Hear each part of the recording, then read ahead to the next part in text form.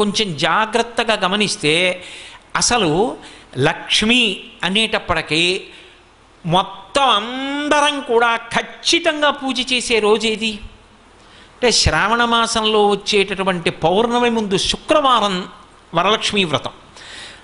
ఆ రోజు తిథితో సంబంధం లేదు, వారంతో సంబంధం. ఏ తిథి ఉంది, ద్వాదశి ఉందా, త్రయోదశి ఉందా, చతుర్దశి ఉందా, లేకపోతే ఏకాదశి ఉందా, పంచముందా, సప్తముందాతో సంబంధం లేదు. చివరికి వచ్చేస్తుంటుంది శుక్లపక్షం. పౌర్ణమి ముందు శుక్రవారం ఏమొస్తుందో ఆ శుక్రవారం నాడు వరలక్ష్మీ వ్రతం చేస్తారు. వరలక్ష్మీ వ్రతం చెయ్యడానికి అసలు ఈ వ్రతం ఉన్నది అని మొట్టమొదట లక్ష్మీదేవి ఎవరికి చెప్పింది? చారుమతికి చెప్పింది. తెల్లవారు లేస్తే మనం కథ చదువుతాం. చారుమతి ఆ మాటకు అర్థం ఏమిటి? నిజానికి అద్భుతమైనటువంటి పేరు, ఆడపిల్లలకి పెట్టడానికి పరమయోగ్యమైనటువంటి పేరు చారుమతి. ఎంత చక్కటి పేరు! చారు అంటే సత్, మంచి అని, చాలా చక్కటి ఆలోచన కలిగినది, విశాల బుద్ధి కలిగినది. మతి బుద్ధి, మంచి బుద్ధి కలిగిన పిల్ల, దానికి అర్థం చారుమతి. చారుమతి నిద్రపోతున్నటువంటి చారుమతి కలలోకి వచ్చింది లక్ష్మీదేవి. వచ్చి కల్పన చెప్పింది, ఇలా చెయ్యి పూజమ్మా, నా పూజ నిన్ను అనుగ్రహిస్తానమ్మా అంది. ఎందుకు చెప్పింది అంటే వ్యాసుల వారు పురాణంలో కొన్ని విషయాలు చెప్పారు. చారుమతినే ఆవిడ ఎందుకు ఎంచుకుంది అంటే ఆవిడ పతివ్రత, మహాపతివ్రత. మహాపతివ్రత అంటే ఎప్పుడు భర్తని అనుగమిస్తుంది. ఏ పని చేసినా భర్త సంతోషిస్తాడా సంతోషించడా అది ఆలోచిస్తూ ఉంటుంది. ఆమెకి ఆ పతి శుశ్రూష యందు రత అంటే అంతకన్నా సంతోషం ఆవిడికి ఇంకొకటి లేదు. ఇంటి ఇల్లాలుగా 10 మందికి అన్నం పెట్టడంలో, 10 మందిని ఆదరించడంలో, ఆ ఇంటి యజమానికి కీర్తి తేవడంలో, ఆ ఇంటికి లక్ష్మీ కటాక్షం కల్పించడంలో ఒక ఇంటి ఇల్లాలికున్నటువంటి ప్రాముఖ్యత నిజానికి పురుషునికి లేదు. నేను పరమ సత్యం చెప్తున్నాను మీతో. పురుషుడిదా ఐశ్వర్యం, ఇంటి ఇల్లాలిదా అంటే ఐశ్వర్యము ఇల్లాలిదే. తెలిసి తెలియక అమాయకత్వంతో ఏదో తక్కువ అనుకుని మాట్లాడేస్తూ ఉంటారు. అసలు నిజానికి వాళ్ళకి వేసినంత పెద్దపీట పురుషుడికి శాస్త్రం వెయ్యలేదు. ఎందుచేత అంటే నా ఇంటికి ఒక అతిథి వచ్చాడు అనుకోండి, నా ఇంటికి అతిథి వస్తే ఆ అతిథి కడుపు నిండా అన్నం తిని వెళ్ళాడన్న తృప్తి నాకు దేని చేత కలుగుతుంది? నా పత్ని సంతోషంగా అన్నం వండి 4 పదార్థాలు చేసి వచ్చిన వాళ్ళకి కొసరి వడ్డించి కడుపు నిండా పెడితే ఆయన 4 మాటలు త్రేయించాడు అనుకోండి, ఆ త్రేణుపులు ఉన్నాయా అని వింటూ ఉంటాట పూజామందిరంలోంచి ఈశ్వరుడు. నన్ను నమ్ముకున్నవాడొకడు ఈ ఇంట్లో కూర్చుని త్రేయించాడు, కాళ్ళు కడుక్కుని చేతులు కడుక్కుని వెళ్ళాడు. ఆయన త్రేణుపు వినపడింది, దాన్ని లెక్కలోకి తీసుకుంటాట ఐశ్వర్యాన్ని నిలబెట్టడానికి. మనం తినడం కాదు, ఇంటికి వచ్చిన అతిథి త్రేయించి వెళ్ళాడా? మీరు చెప్పండి, అది నా చేతిలో ఉందా, నా భార్య చేతిలో ఉందా? నేను ఇన్ని ఉపన్యాసాలు చెప్పచ్చు. ఇంటికి వచ్చిన అతిథికి అన్నం, అయ్యా కూర్చోండి అన్నం వండుతానన్నాను అనుకోండి, ఆయన ఏమంటాడు? అయ్యో ఎందుకంటే ఏం పర్వాలేదు, నాకు వీళ్ళు కూడా తెలిసిన వాళ్ళు ఉన్నారు, తప్పకుండా రమ్మని నిగ్రహించారు, ఇంకొక మాట వస్తానులేండి అంటాడు. ఎందుకని? ఆవిడేమో కోపంగా అటు ఇటు తిరుగుతోంది అనుకోండి, రోజు ఎవడో వస్తాడు, ఏమిటి పిచ్చి కూడా అని. ఆయన వండుతానన్నాడు అనుకోండి, ఆ ఇంటి అతిథి అన్నం ఎందుకు తింటాడు? అదే అన్నయ్య గారు మీరు వెళ్ళడానికి వీలు లేదు, మీరు రావడం మా అదృష్టం, మీరు ఇవాళ చెల్లి చేతి భోజనం తిని వెళ్ళవలసిందే, అనుబంధం కూడా కలిపి నేను పెడతాను మీరు తినవలసిందే అని పరమోత్సాహంతో వండుతోందనుకోండి, వచ్చినవాడు కాళ్ళు కడుక్కుని చేతులు కడుక్కుని అనుష్ఠానం చేసుకుని వచ్చి ఆ భోజనానికి కూర్చుని సంతోషంగా తింటాడు. ఇప్పుడు నా ఇంట ఒక అతిథి అన్నం తినడం ఎవరి మీద ఆధారపడింది? ఆమె మీద ఆధారపడింది. అంతవరకు ఎందుకు?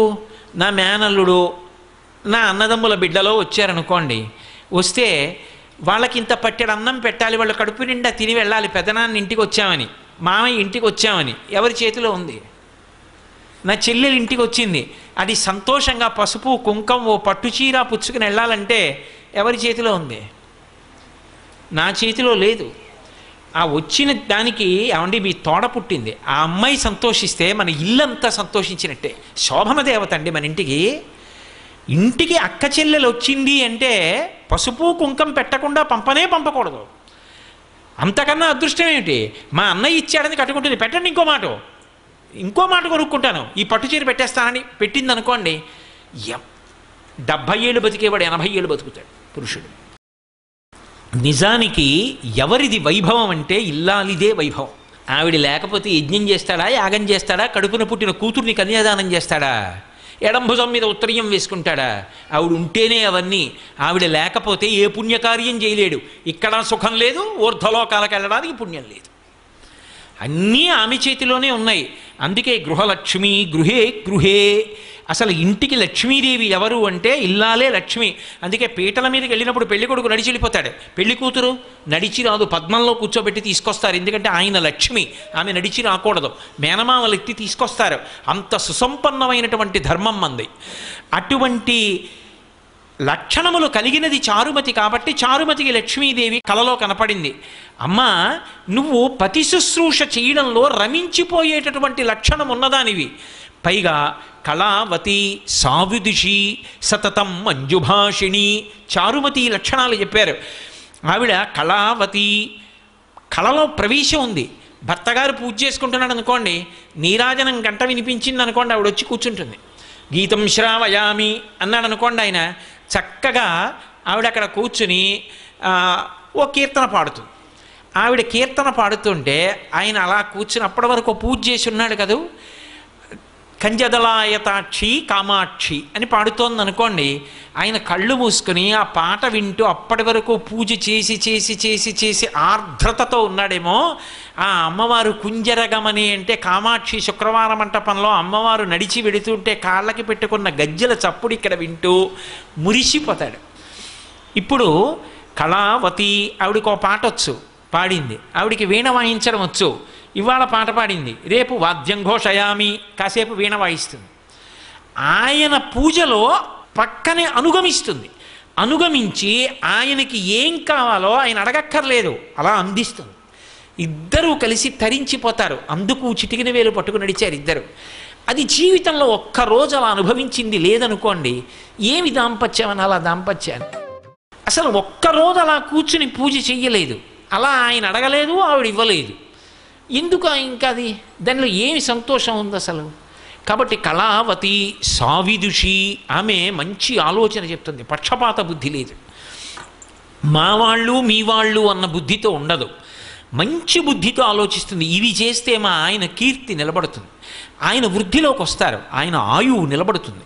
కాబట్టి నేను ఆయనకి ఈ సలహా చెప్పాలి, మంచి ఆలోచనలు చెప్తుంది. సావిదుషి సతతం మంజుభాషిణి, ఆమె ఏది మాట్లాడినా కర్కశంగా ఉండదు, పరమ మృదువుగా చిరునవ్వులు నవ్వుతూ చక్కగా మాట్లాడుతుంది. అందుకే అసలు ఒక ఇంటి లక్ష్మిదే ఏ కారణం చేత నిలబడుతుందో తెలుసా? నేను చెప్పట్లేదు ఈ మాట, మహాభారతంలో చెప్పిన మాట చెప్తున్నా. లక్ష్మీదేవి ఏ ఇంట స్థిర నివాసం ఉంటుంది అంటే, ఏ భార్య భర్త కీచులు అడుకోరో, అస్తమానం నింద చేసుకోరో.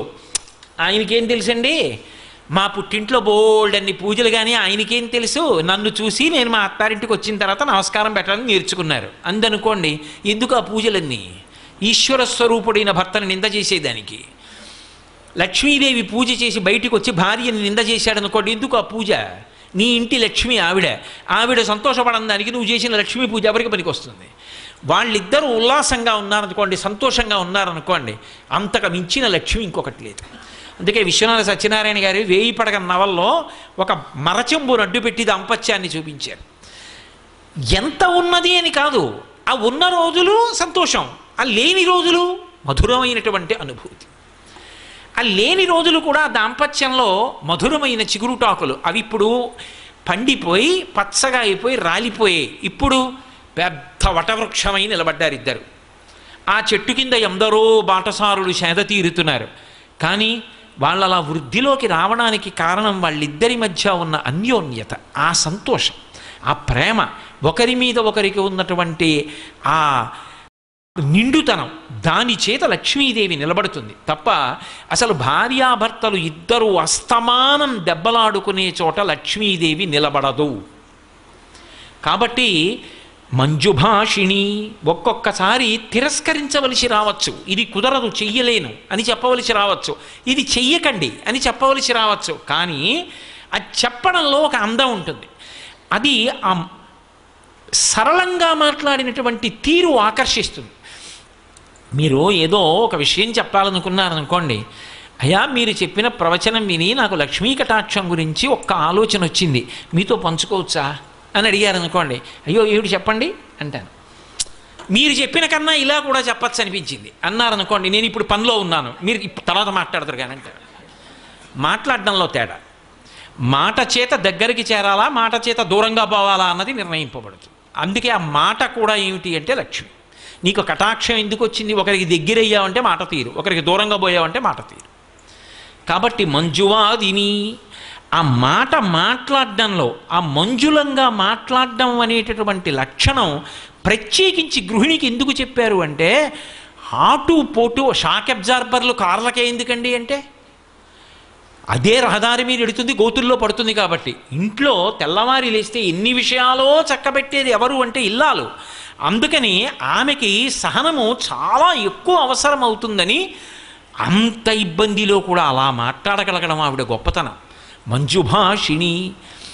ఆవిడ పేరు చెప్తే ఆమెని కన్న తల్లిదండ్రులు, ఆమె అత్తగారు మామగారు కూడా మురిసిపోతారట. అందుకే అటువంటి ఆవిడ్ని ఎంచుకుంది తప్ప ఎన్ని లక్ష బిల్వార్చనలు చేసింది, ఎన్ని బంగారు పువ్వులు చేయించింది, లేకపోతే ఇతరత్రా పనులు ఏం చేసింది, ఇవేవీ లక్ష్మీదేవి చూడలేదు అని మీరు గుర్తుపెట్టుకోవాలి.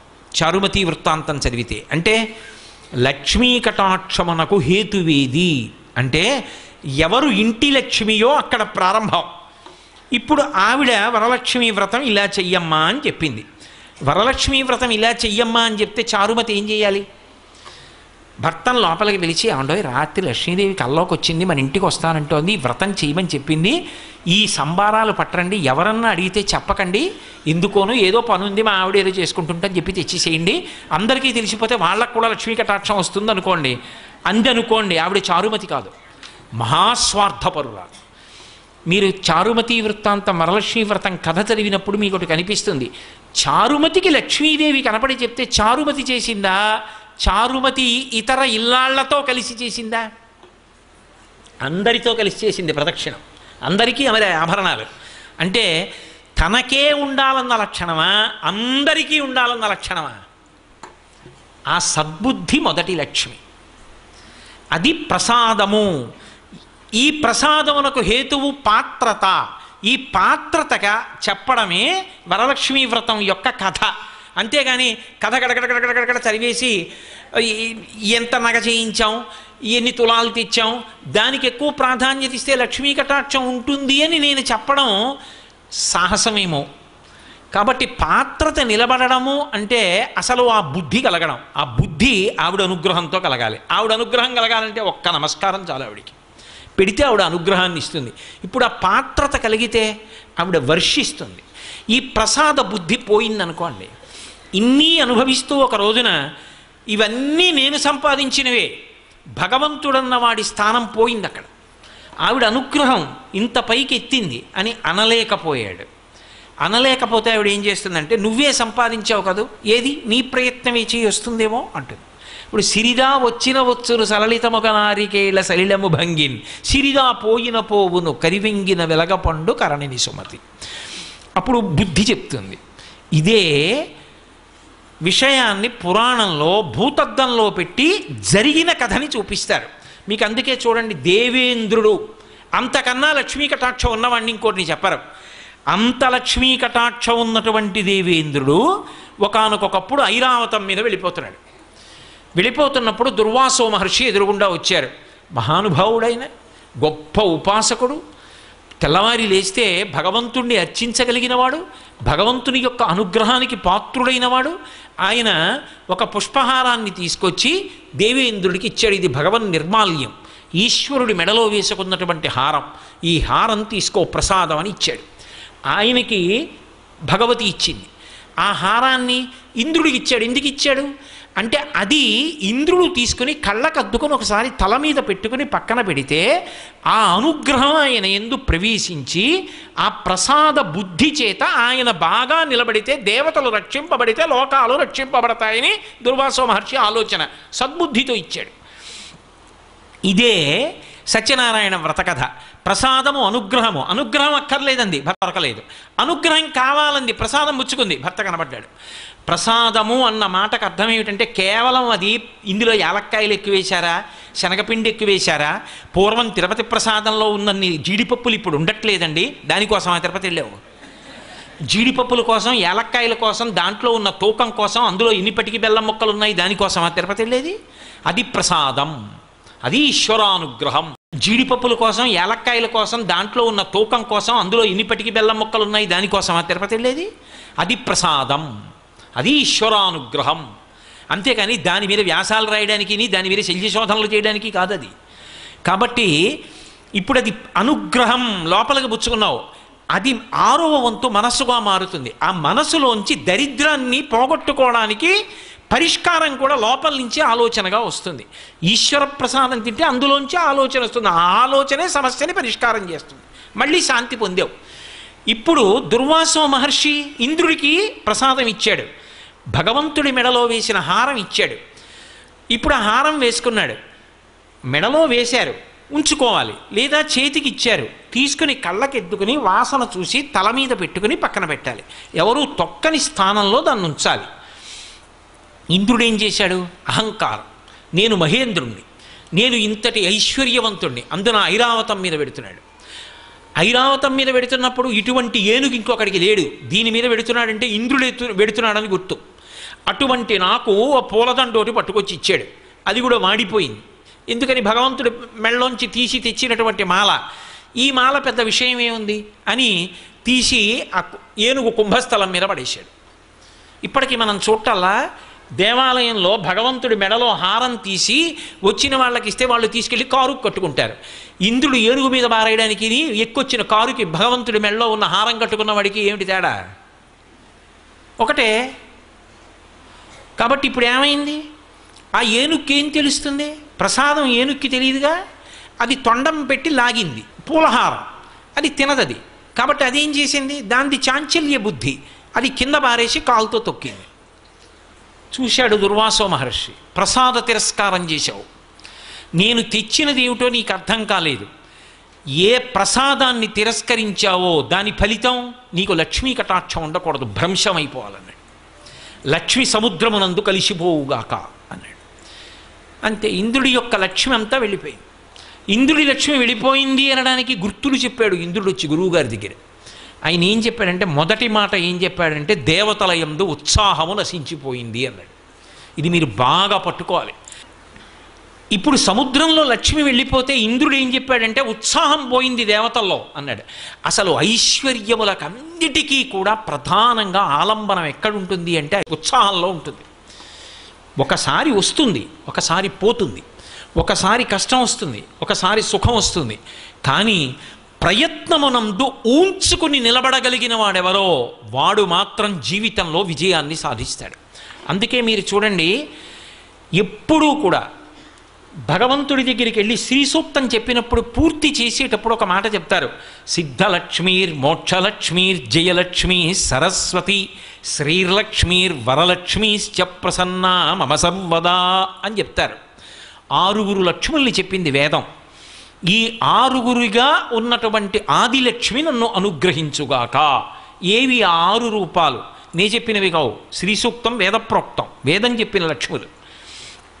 అవి మొట్టమొదటిది సిద్ధలక్ష్మి, మోక్షలక్ష్మి, జయలక్ష్మి, సరస్వతి, శ్రీర్లక్ష్మి, వరలక్ష్మీశ్చ ప్రసన్నా మమ సర్వదా. నా యందు ఎప్పుడూ అనుగ్రహమును కటాక్షించుగాక. లక్ష్మి యొక్క ఈ 6 రూపములు. ఇందులో చిట్ట చివర చెప్పబడిన లక్ష్మి వరలక్ష్మి. మీరు ఎందుకు ఈ క్రమాన్ని వాడింది వేదం? ఇలాగే ఎందుకు చెప్పాలి? శ్రీ సూక్తంలో ఈ లక్ష్ముల యొక్క స్థానాల్ని మార్చి చెప్పకూడదా? కాదు, ఇందులో పూల దండ గుదిగుచ్చినట్టు అంతర్లీనమైన రహస్యం ఒకటి ఉంది. సిద్ధలక్ష్మి, ఒక కార్యం సిద్ధించిందండి అంటాడు. అమ్మయ్యా, మొత్తానికి సిద్ధించిందండి అంటాడు. అందుకే విఘ్నేశ్వరుడు భార్యల్లో సిద్ధి బుద్ధి. సిద్ధించింది అంటే దాని అర్థం ఏమిటో తెలుసా? నేను అనుకున్నటువంటి కార్యం పూర్తయిపోయింది. నేను అనుకున్న కార్యానికి మొట్టమొదటి రూపం ఏమిటి? సంకల్పం కదా. ఇప్పుడు నేను ఇక్కడ ప్రవచనం చెయ్యాలి అనుకున్నాను. ఈ ప్రవచనం చెయ్యాలి అని నేను ఇక్కడికి బయలుదేరి వచ్చినప్పుడు మొట్టమొదట దానికి అంకురం ఏమిటి అంటే ఒక సంకల్పం. ఈ సంకల్పం చెయ్యడానికి వచ్చినప్పుడు అసలు లక్ష్మీ కటాక్షం గురించి చెప్పడానికి నీకు అర్హత ఉందా? ప్రతిబంధకాన్ని తట్టుకున్న ఉత్సాహం ఉంటే కదా నువ్వు నిలబడ్డానికి అర్హుడివి. నీకే లేని నువ్వు ఎలా పంచిపెడతావు? ఓ పరీక్ష ఉంటుంది. ఏమిటా పరీక్ష? ఒంటి నిండా ముక్కులోకి, చెవుల్లోకి, కళ్ళల్లోకి కూడా దీపపు పురుగులు వెళ్ళచ్చు. ప్రతిబంధకం దాటగలవా? దాటి మనసు నిలబెట్టగలవా? అమ్మో నేను చెప్పలేనండి అన్నావు అనుకోండి, అన్నీ బాగుంటే చెప్తావా? ఈ ఉత్సాహం లేనివాడివి నువ్వెలా చెప్తావు లక్ష్మీ కటాక్షం గురించి? కాదు, అవన్నీ ఉన్నా నాకు ఆవిడ గురించి చెప్పేటప్పుడు జ్ఞాపకానికి రావు. నాకు ఆవిడ గురించే మనసు నిలబడుతుంది. ఏమి ఉండనివ్వండి, ఎన్ని ఖర్చీనివ్వండి, నాకు ఆ చెప్పుకోవడం సంతోషం, 2 గంటలు చెప్పవలసిందే, నేను వెళ్ళను వెనక్కి అన్నాను అనుకోండి, ఆవిడ అనుగ్రహిస్తుంది, చెప్పిస్తానంటుంది అని పక్కన కూర్చుని చెప్పిస్తుంది. కాబట్టి ఇప్పుడు ఉద్ధాన పతనాలు అంటే ఒక సంకల్పం మొదలై సంకల్పానికి ఆటుపోటు వస్తాయి. ఒకటి కలిసి వస్తుంది, ఒకటి ప్రతిబంధకం వస్తుంది. ఈ రెండిటి మధ్యలో నలుగుడు పడకుండా నేను సాధించి తీరుతానని తిరుగులేనటువంటి సంకల్పంతో నిలబడగలవా? ఆ నిలబడగలిగితే సంకల్పం పూర్తయిపోతుంది.